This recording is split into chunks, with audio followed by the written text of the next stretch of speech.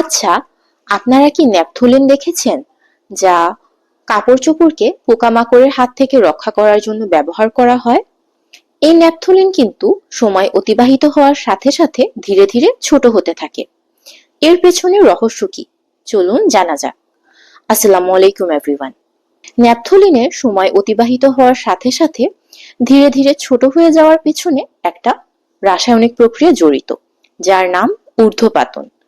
ঊর্ধ্বপাতন প্রক্রিয়ায় কোনো কঠিন পদার্থকে তাপ প্রয়োগ করা হলে সেটা তরল পদার্থে পরিণত না হয়ে সরাসরি বাষ্পে পরিণত হয়, এবং যে পদার্থগুলো এই ধর্ম প্রদর্শন করে তাদেরকে বলা হয়ে থাকে উদ্বায়ী পদার্থ, যেমন ন্যাপথলিন। আলমারির ভেতরে কাপড়ের মধ্যে যখন ন্যাপথলিন রাখা হয়, তখন কাপড়ের মধ্যে গরমের কারণে তাপ তৈরি হয়।